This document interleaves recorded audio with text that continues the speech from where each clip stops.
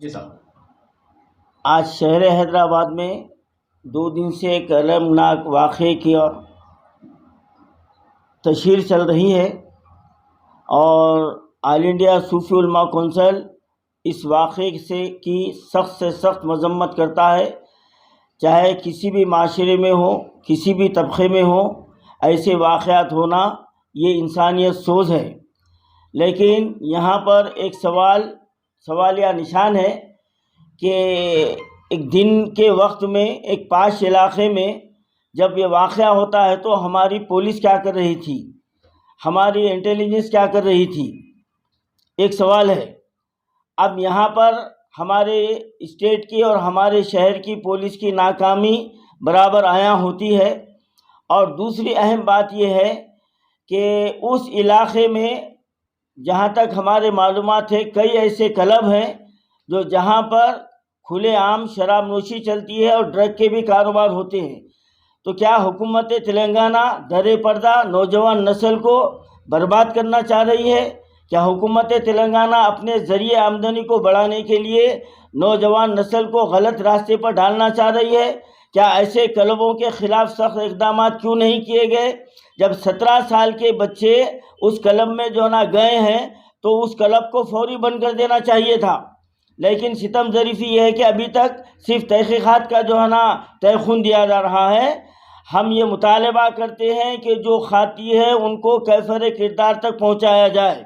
اور دوسری اہم بات یہ ہے کہ جو ہمارا ریاستی وقف بورڈ ہے اور جو ہمارا حج ہاؤس میں جو دفاتر موجود ہیں یہ بالکلیہ یہ مسلمانوں کی امانت ہے یہ۔ اور جہاں بھی حج ہاؤس کی بات آتی ہے، وقف بورڈ کی بات آتی ہے، اردو اکیڈمی کی بات آتی ہے، حج کمیٹی کی بات آتی ہے تو یہ صرف مسلمانوں کی کا یہاں پر لیبل لگتا ہے اور یہ مسلمانوں کی ملکیت ہے۔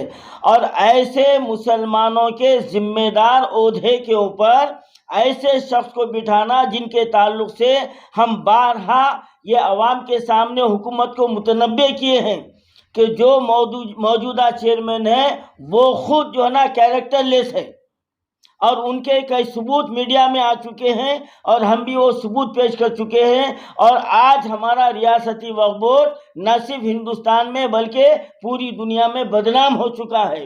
اور پھر یہ بدنامگی ایک وقف بورڈ کی نہیں ہے، ہماری ریاست تلنگانہ کے مسلمانوں کی بدنامگی ہے۔ یہ ظاہر بات ہے کہ اولاد کو جو کمائی سے پالا جائے ایک وقف بورڈ کی نہیں ہے، ہماری ریاست تلنگانہ کے مسلمانوں کی بدنامگی ہے۔ یہ ظاہر بات ہے کہ اولاد کو جو کمائی سے پالا جائے گا وہ وہی راستے پر چلیں گے۔ اب ان کی ذریعہ آمدنی کیا تھی وہ سب جانتے ہیں۔ اور یہاں پر دو طرف سے ہمارے ہوم منسٹر صاحب ذمہ دار ہیں، دو طرف سے۔ ایک تو ایسے شخص کو وقف بورڈ پہ بٹھانے میں ان کا کلیجی رول رہا ہے، اور دوسری شخص آپ لین آرڈر پہ آپ کا کنٹرول قطعی نہیں رہا ہے۔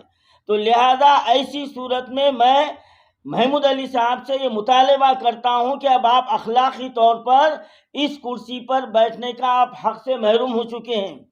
آپ اس کو اخلاقی ذمہ داری قبول کرتے ہوئے آپ فوری استعفیٰ دے دیجئے آپ، کیونکہ آپ کے دور میں پولیس کی جو نااہلی سامنے آ رہی ہے۔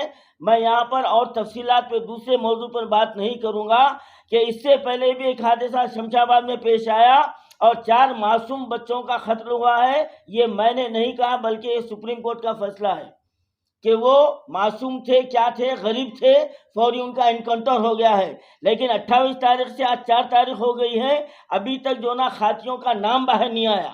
تو یہاں پر ہمارے ریاستی پولیس اور ہوم منسٹر صاحب پر سوالیہ نشان ہے۔ تو یہ میں مطالبہ کرتا ہوں محمود علی صاحب سے، آپ فوری استعفیٰ دے دیجئے آپ۔ اور دوسرے میں مشیع اللہ خان صاحب ریاستی چیئرمین وقف بورڈ سے میں یہ مطالبہ کرتا ہوں کہ آپ اخلاقاً آپ فوری طور پر استعفیٰ دے دیجئے آپ، ورنہ آل انڈیا صوفی علماء کونسل آپ کے خلاف منظم طریقے سے احتجاج کرے گی، دھرنا دے گی، بھوک ہڑتال کرے گی، جب تک کہ ہم آپ کو کرسی سے نہیں اتاریں گے۔ اب ہم خاموش نہیں بیٹھیں گے۔ ہم ایسے شخص کو مسلمانوں کی ملکیت پر بیٹھنے نہیں دیں گے جس سے مسلمانوں کا وقار مجروح ہوتا ہے اور مسلمانوں کی عزت و ناموس پر حرف آتا ہے۔ تو میں چیف منسٹر صاحب سے یہ مطالبہ کرتا ہوں، اگر آپ ابھی بھی آنکھیں نہیں کھولے، اب مسلمان سڑکوں پر آ جائیں گے اور پھر 2023 میں جو آپ کا خواب ہے وہ خواب کبھی شرمندہ تعبیر نہیں ہوگا۔ ارے جو چیف منسٹر اپنے اسٹیٹ کو نہیں بچایا، آپ ہندوستان میں کیا جو ہے نا بچانے کے لیے پھر رہے ہیں؟ آپ کیا بچانے کے لیے پھر رہے ہیں؟ ذرا آپ اپنے گھر کا پہلے جائزہ لیجئے۔